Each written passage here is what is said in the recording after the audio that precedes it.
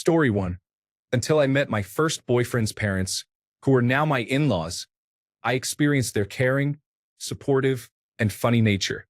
Even as teenagers, they treated us like adults while also knowing when to give us space. Story 2. Most of my life, I grew up and realized they are broken and hurt people experiencing this world for the first time just like I am. Then I understood they did their best, and I love them even more for it. Story 3. I was at a friend's house, and they were in the kitchen getting a snack for us when they dropped the plate, which shattered. I completely froze, expecting some sort of explosion. Instead, his mom came in to check if he was all right and if he needed help cleaning up the mess. There was no blame, no incrimination, no punishment, and no yelling. I was beyond confused. Later on, I asked him why she didn't yell at or punish him, and he seemed genuinely confused. Why would she? It was just an accident. Story 4. When I realized that my perspective on myself and the world was not typical, I noticed that my parents have a superficial interest in me, or at least that is all they show. I went through a difficult divorce in which my ex-wife made false accusations, and I was unable to see my children for months. My parents live across the country, and when I was having a tough night about a week after not seeing my kids, I texted my mom to express how hard it was. I received a text from my dad 10 minutes later that said, "It's only been a week." Story 5. Maybe when my dad left us 50 years ago and never supported us. He did try to make contact about 20 years ago, but I told him to go away. Story 6. I think I was about 6 or 7 when my mom pulled my sister by the hair and threw her out the front door in her nightdress during winter. I was getting ready in the bathroom for school. My dad left not long after, around 10 or 11, but he didn't really spend much time with me, so I didn't realize he was unpleasant. Then, when he screamed at me in front of my friends for not putting the washing away, I did it while he yelled. He called me a failure, useless, and said I took no responsibility. So, pretty early on, there were signs that my parents were terrible. There may have been moments that happened earlier, but I thought I was bad, and internalized it as my fault. Joke's on them. I then became the teenager they deserved. Story 7. When they ran away, they left a 7-year-old girl alone with a man she trusted blindly. Story 8. When my stepmom grabbed my diary and started reading it out loud at the dinner table, she became offended that she wasn't portrayed as some kind of saint. My dad didn't stop her. Story 9. I don't think I ever believed they were good. To be fair, my mom got pregnant at 15 and didn't have parents herself while growing up. By the time I was a young adult, they both had another child with their second partners, and they were good at parenting my younger brothers, though. Story 10. When my mother and half-sister used to mimic me when I cried, they would laugh in my face. I was about 5 or 6 years old. Story 11.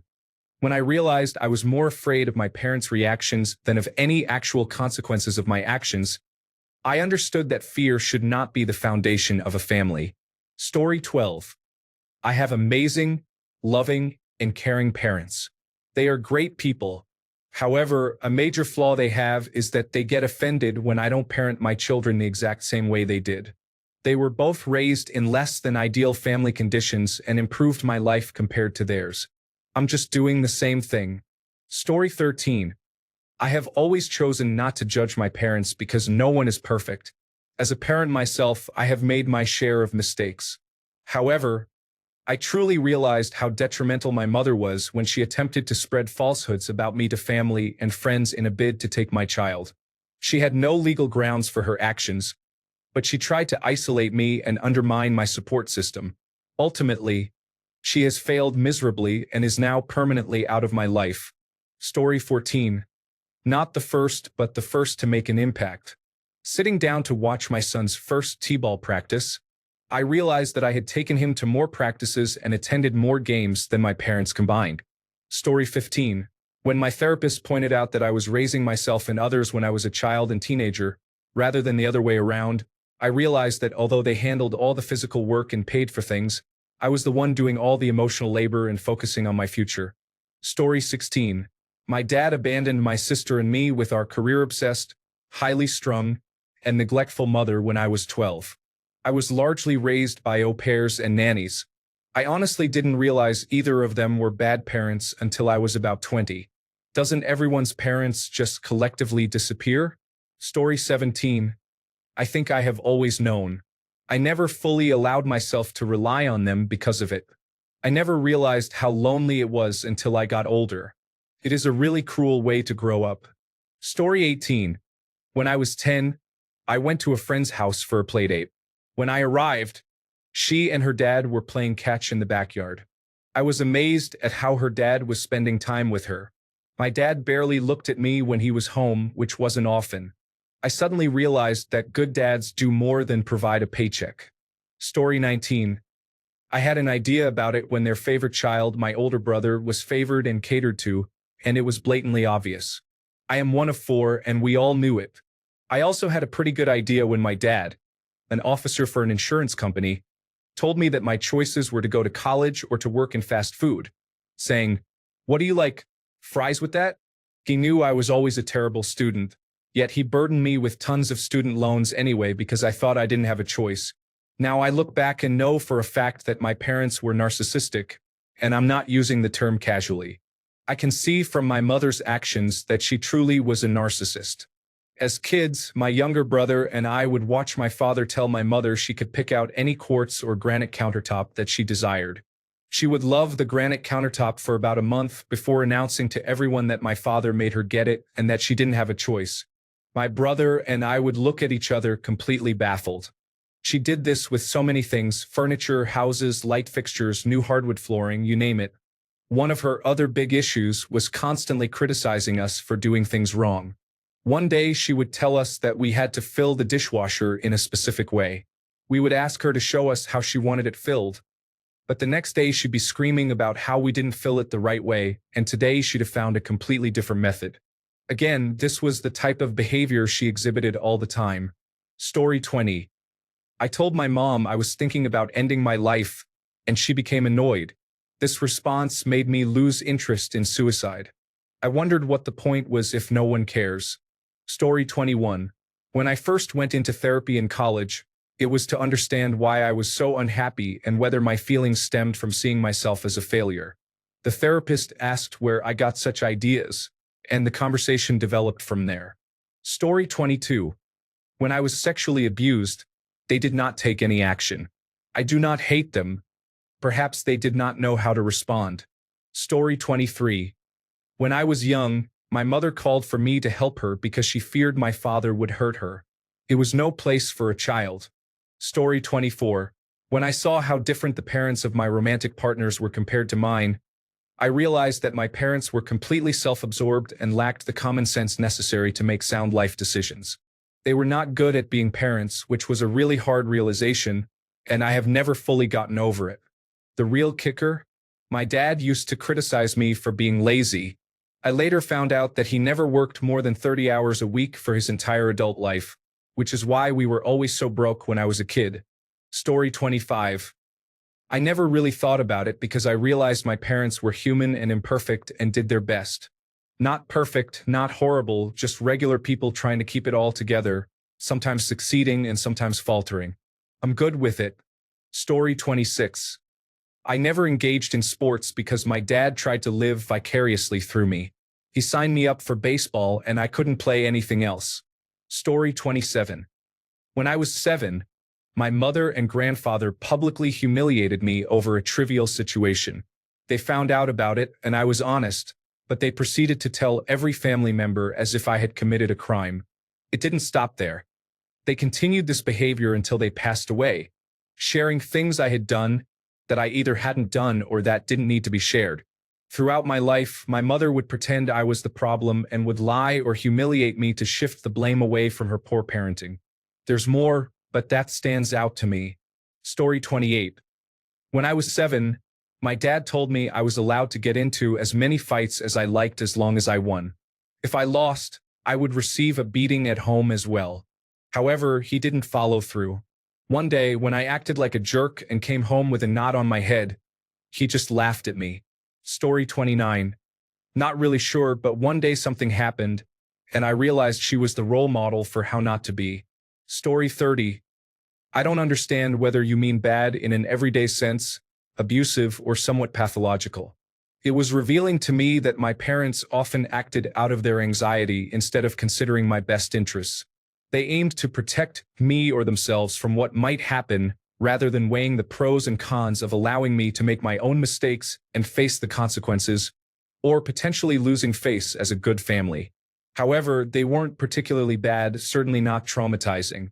They were just sometimes guided by emotions that didn't align with effective parenting. Is that what you're asking? Because that's very different from other possibilities. Story 31. My parents were never bad at parenting. However, being their age now has made understanding some of their decisions back then a bit easier. Story 32. When I went to my friend's house, I saw how their parents were. I always wanted to live with my friend's family. Story 33. When I got a long-term partner, they noticed how my mother frequently argued with me over things I had done. My partner thought my mother was being unreasonable, while I had just assumed it was something I did. My partner saw the messages and reacted in a way that confused me. Story 34. Way too late. I thought I was the problem. Not so fun fact. The child is never the problem, except in very extreme cases. Maybe. Story 35. When you grow up unable to have a healthy relationship with people, you may seek happiness in others or search for that missing piece of the puzzle. Story 36. I always suspected that they were not good. However, as I aged, got married, and started a family of my own, it became unavoidable. With my adult children grown and gone, it is clear that my parents were a disaster. I have spent much of my adult life examining the issues I absorbed from my childhood. Story 37. When I was old enough to start having sleepovers, I noticed that my friends' parents were home, made dinner, and didn't leave them alone overnight. Story 38. In hindsight, that time when my stepfather shot himself in the hand while I was in the room, I wandered into the living room to find my mom asleep. He then came in, bleeding everywhere, and she was rather brutally sobered up by her now injured husband. Story 39. When I was 13, I was put on a plane to Mexico. To be fair, at that time you could walk up to the gate without a ticket. However, the layover in Dallas without a chaperone was risky. In the end, I turned out fine. My parents were okay. It was just a poor lapse in judgment. Story 40. When my dad retired and moved to Florida, it became clearer that there was less and less to share during our phone calls. I really wish I could have had an empathetic, supportive, and less judgmental dad like most kids. Story 41. When I asked my friends if their parents also mistreated them, I inquired about their parents' drinking habits and drug use. It became clear to me early on that my parents were not good people, but I felt powerless to change the situation. Story 42. My dad passed away when I was only 7 years old.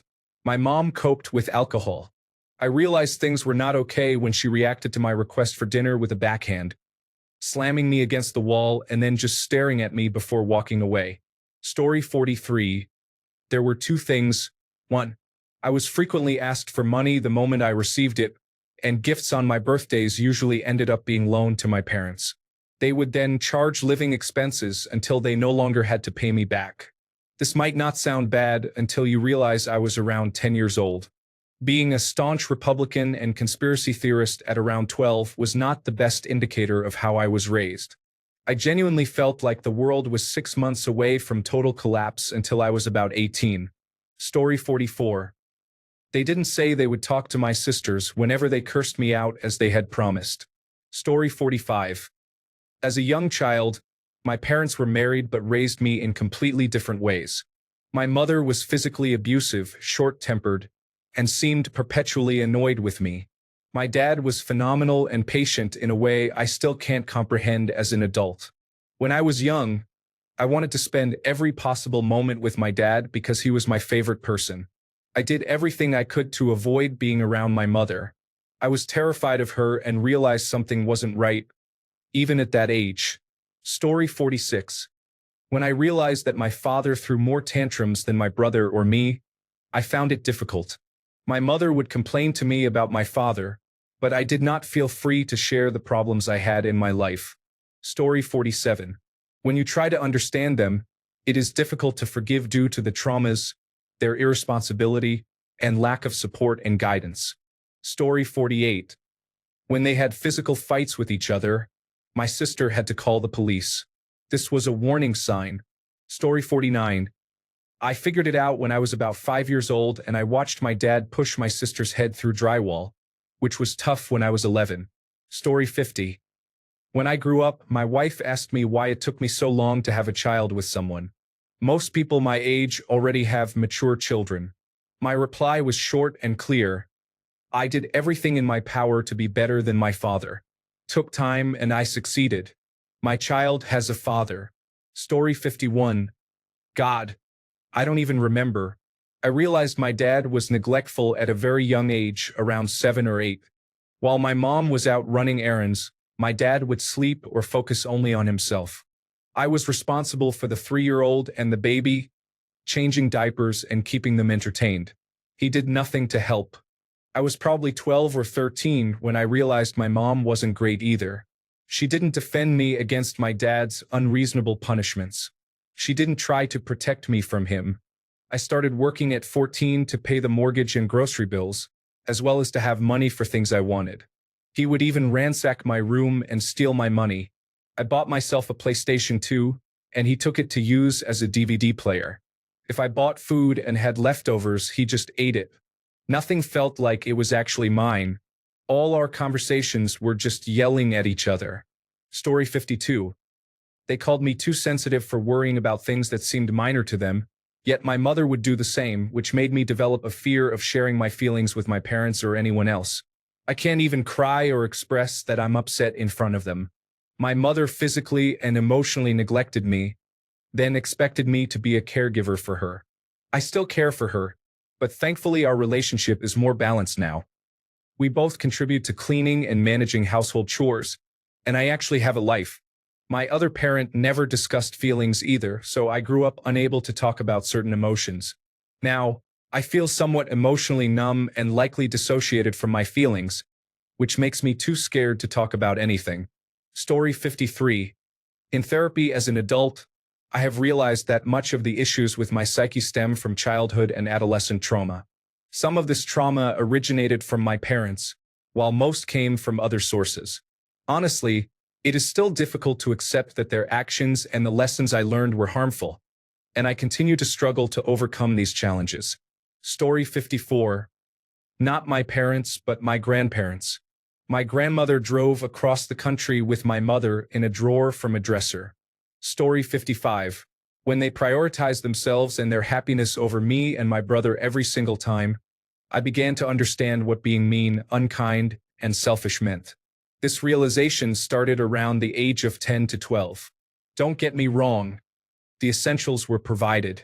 We had food, hand-me-down clothes, and structure, but there was no love and no time.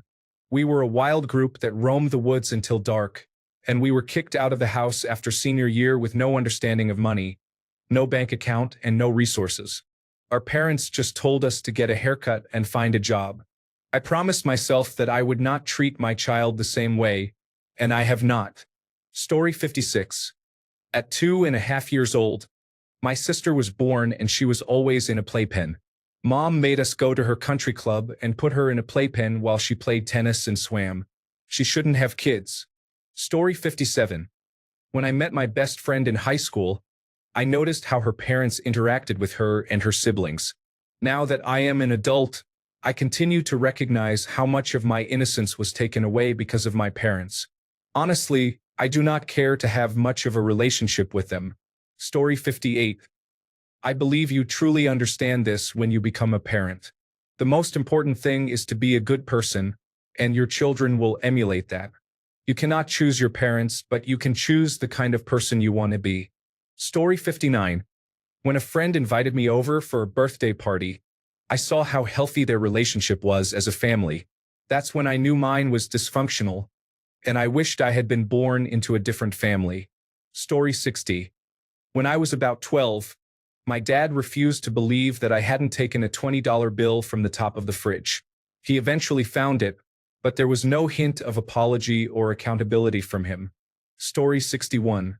When they had children, they did so despite being related to each other.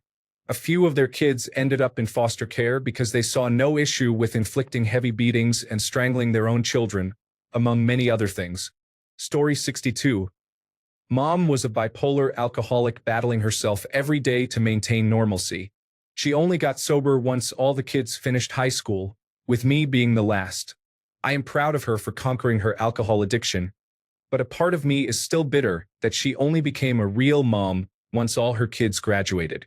I don't recognize or relate to this new version of her, to be honest. I love her despite my rocky relationship with her. Dad never really learned how to express his emotions in a healthy way because he grew up in a time when racism was the norm.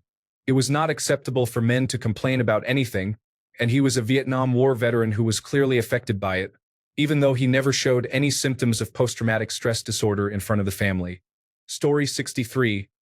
I constantly struggle with feelings of inadequacy, believing that I am not intelligent, and I feel something is wrong with me for having both attention deficit hyperactivity disorder and autism. Story 64. My parents did not want to teach me things. I had to figure everything out by myself while I was in high school. It was my brother, who is 2 years older, that taught me to drive. Additionally, my parents often spoke to me in a condescending manner, making me feel like I lacked intelligence. My confidence suffered significantly in their presence. They would never admit they were wrong. Story 65. When I was parenting my teenage daughters, I realized how harsh and reactive my mother had been with me. She caused me a lot of anxiety, and I was a good kid. Story 66. Being around functional parents instead of dysfunctional ones. I remember one night when my car wouldn't start, and my best friend's dad decided to give me a ride back home from the market where my car was stranded. All he said was, "Get some rest. We'll see what's wrong with your car tomorrow. I'll jumpstart it, and if the battery is fine, then it might be the alternator." He tried jumpstarting my car, but it still wouldn't turn on. Then he said, "Well, we might as well remove the alternator and test it. If that's not the problem, then you'll have to call the tow truck." He helped take the entire alternator out, and later I found out that it was worn out. Then he helped me put the new one back in. I just remember thinking to myself, my parents would have just told me to figure it out myself, yell at me and tell me to call the tow truck. I received more kindness and help from those 2 days with one single adult than I ever did from my own parents and family. Story 67.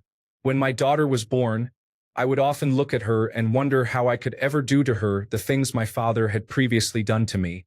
While my mother didn't engage in any explicit violence, I sometimes feel anger towards her for being complicit and staying with my father. Story 68. When I became a parent, I wanted more and better emotional support for my children and realized what I had missed as a child. Story 69. When I moved out, I realized how much healing I needed to live a normal life. You don't notice the cage when you grow up inside it. Story 70. When I was about 5, my mother got out of bed one morning, and my dad pulled back the covers and said, "Come hop in bed with me." This continued for years because I was too scared to tell anyone. Story 71. I realized it about my dad when I was 8 years old. I blamed the shortcomings on my single mother, who had to fill both roles when he left for the second time when I was 11. I didn't understand how wrong I was until my mid to late 20s. Story 72. When I had my son, I understood that parenting is challenging. However, the solution is certainly not to raise your child in a harmful environment or allow your partner to abuse them in any way. Story 73. The moment my child was born, I loved him unconditionally. It was indescribable. I realized that this is what was missing.